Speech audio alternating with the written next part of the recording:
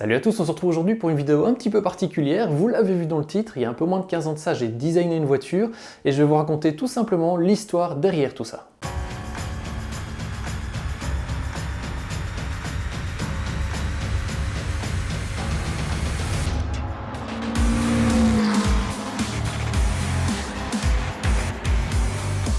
Il y a un peu moins de 15 ans maintenant, j'étais encore aux études, dans la section infographie, je faisais la partie modélisation, effets spéciaux, enfin vraiment toute la partie 3D.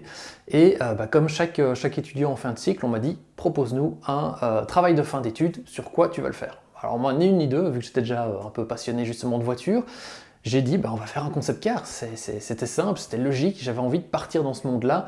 Donc je leur ai dit, je veux concevoir le concept car de A à Z, on va prendre la marque Alfa Romeo et on va travailler sur cette marque pour designer vraiment une voiture qui aurait pu être une Alfa Romeo, mais j'ai envie de pousser le concept car un peu plus loin et faire un concept car futuriste. Ils m'ont dit ok, bingo, c'est ton problème, et oui en effet, parce que designer une voiture, je peux vous garantir que c'est vraiment pas facile de faire quelque chose qui a de la gueule. Alors, qui a de la gueule, c'est très subjectif, ça vous me direz après dans les commentaires ce que vous en pensez, sachant que c'était il y a 15 ans, je ne referai plus du tout la même chose maintenant, les modes évoluent, mais en attendant, voilà, c'est quelque chose que j'ai conçu de A à Z. On a fait le design, enfin j'ai fait le design, il faut savoir que c'était un projet que j'ai fait entièrement seul, c'était pas du tout en équipe.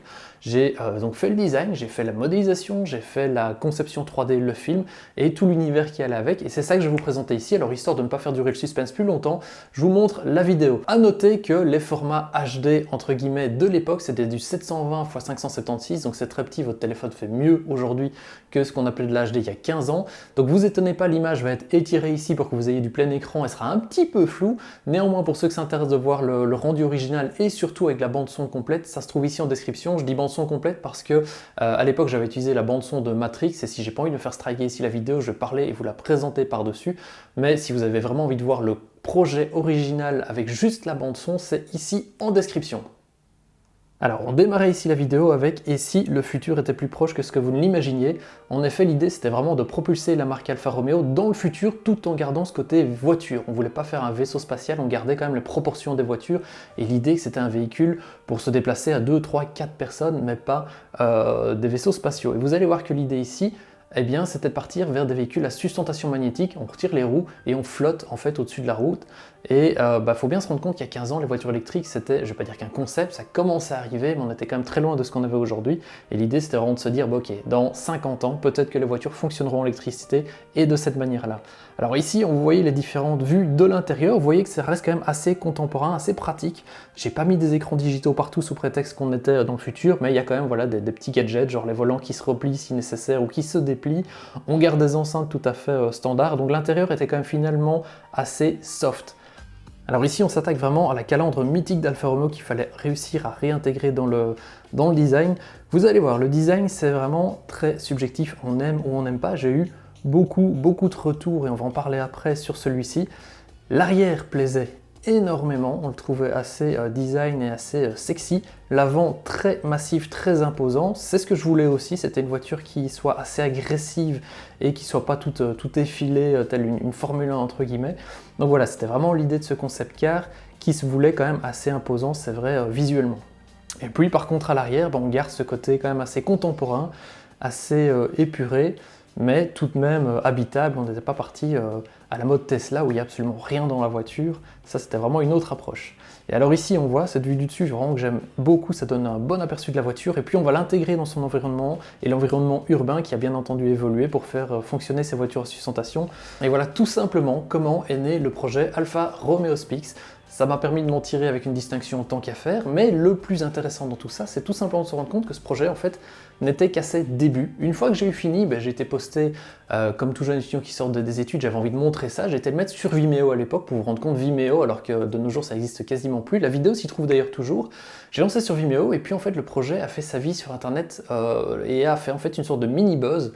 Les jours et les semaines après, j'ai été contacté de partout dans le monde. La vidéo a été reprise sur plein de blogs, des sites français, que ce soit des Caradisiacs, que ce soit des Topspeed, que ce soit de ce genre de site-là. Ça a été repris également dans plein de pays étrangers. J'ai été contacté d'Australie, du Japon. Ça a même été repris dans une revue officielle Alfa Romeo en Italie. Donc c'est vrai que c'était un buzz assez impressionnant parce que je n'ai que lancé la vidéo et puis j'ai laissé faire le boulot. Et ça, c'était vraiment quelque chose de très chouette. Et j'ai même vu maintenant, en préparant cette vidéo, qu'il y avait une page Wikipédia que j'avais même carrément oublié que j'avais créée il y a 15 ans, et cette page en fait a été maintenue à jour par des membres de Wikipédia en 2010, 2012, 2017, j'ai même vu qu'en avril ou en mai 2019, il y a encore quelqu'un qui est venu modifier la page, donc c'est super impressionnant de se rendre compte que ce projet a continué à vivre, malgré que moi je l'avais carrément oublié. Eh bien des gens ont vraiment continué à faire vivre ce projet, se le sont même un peu approprié, beaucoup l'ont republié sur leur chaîne, sur différentes chaînes YouTube et ailleurs, d'autres sont venus mettre un peu leur interprétation du projet, et c'est d'ailleurs ce que je vous propose de regarder ensemble, c'est cette fameuse page Wikipédia.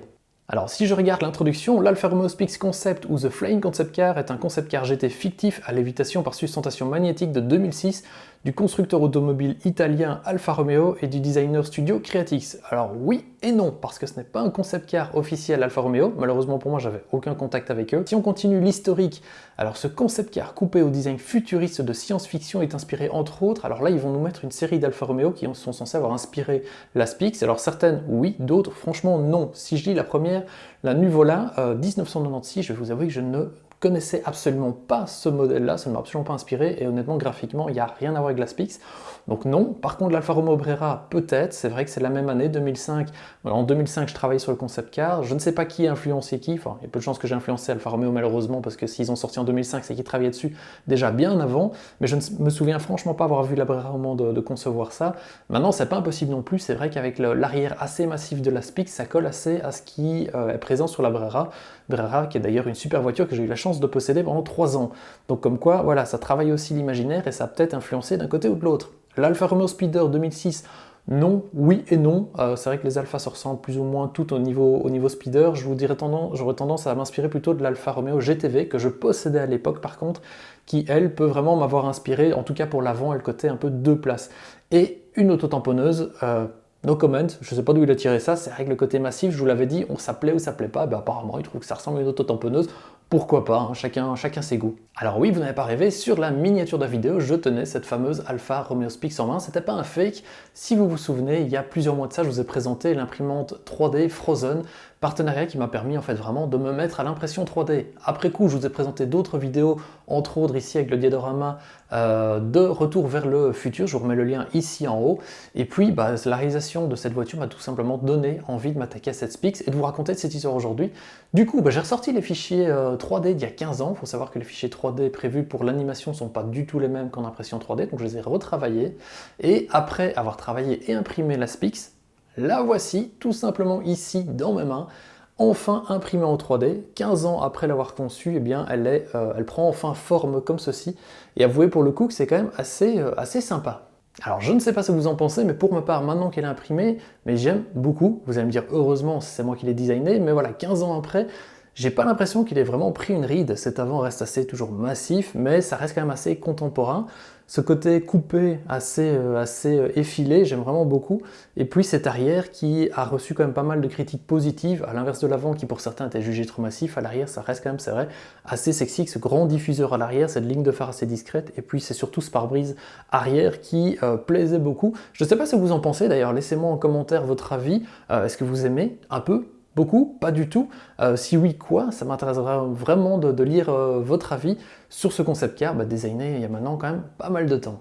Allez, voilà qu'on clôture ici cette vidéo un peu spéciale, je vous l'accorde. Si vous avez aimé, n'oubliez pas de laisser un petit like, comme ça, qui sait, je vous en proposerai peut-être d'autres, j'en ai l'une ou l'autre dans le tiroir qui pourrait vous intéresser.